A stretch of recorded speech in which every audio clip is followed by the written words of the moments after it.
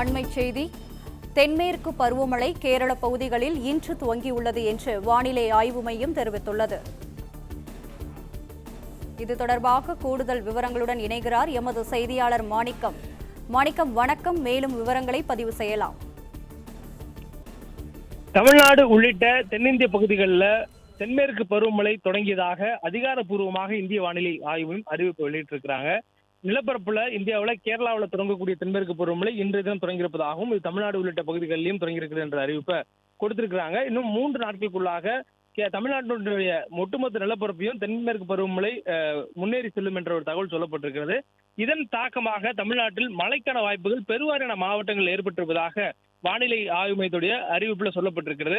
அதுவும் குறிப்பாக இன்றைய தினம் தமிழ்நாட்டில் நீலகிரி, கோயம்புத்தூர், தேனி, திருப்பூர், திண்டுக்கல், தென்காசி மற்றும் திருநெல்வேலி மாவட்டங்களில் ஓரிரு இடங்களிலும், அதே போன்று கன்னியாகுமரி, ஈரோடு, சேலம், தருமபுரி, கிருஷ்ணகிரி, திருப்பத்தூர், வேலூர், ராணிப்பேட்டை மற்றும் திருவண்ணாமலை மாவட்டங்களிலும் ஓரிரு இடங்கள்ல இடி மின்னலுடன் கூடிய கனமழை என்ற அளவில் பெய்யக்கூடிய வாய்ப்பு இருப்பதாக வானிலை ஆய்வு தெரிவித்திருக்கிறாங்க.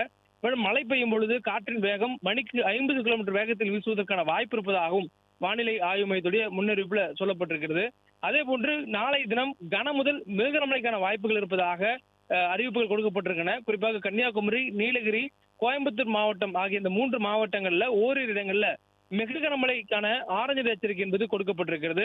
மேலும் தென்காசி, திருநெல்வேலி மாவட்டங்களுடைய மலைப்பகுதிகள், தேனி, திண்டுக்கல், திருப்பூர், விருதுநகர், மதுரை, சிவகங்கை, நாகப்பட்டினம், திருவாரூர், தஞ்சாவூர், மயிலாடுதுறை, புதுக்கோட்டை, சேலம், திருவண்ணாமலை, சென்னை, காஞ்சிபுரம், ராணிப்பேட்டை, விழுப்புரம், திருவள்ளூர், வேலூர், செங்கல்பட்டு மற்றும் ஈரோடு ஆகிய மாவட்டங்களிலும், புதுவை, காரைக்கால் பகுதிகளிலும் ஓரிரு இடங்கள்ல இடி மின்னல் மற்றும் பலத்த தரைக்காற்றுடன் கூடிய கனமழை என்ற அளவில் பெய்யக்கூடிய வாய்ப்பு இருப்பதாக வானிலை ஆய்வு தெரிவித்திருக்கிறாங்க.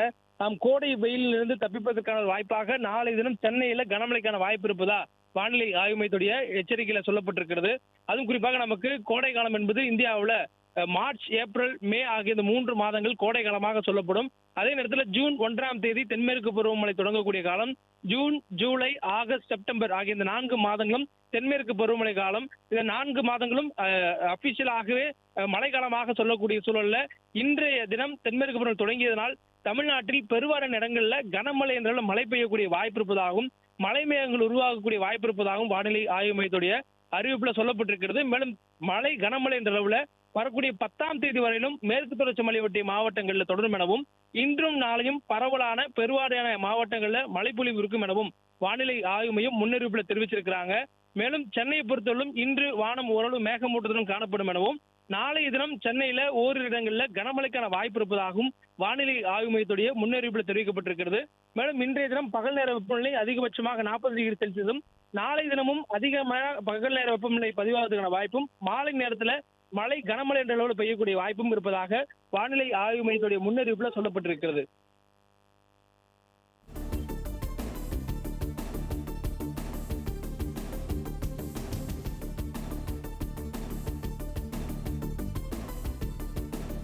விவரங்களுக்கு நன்றி.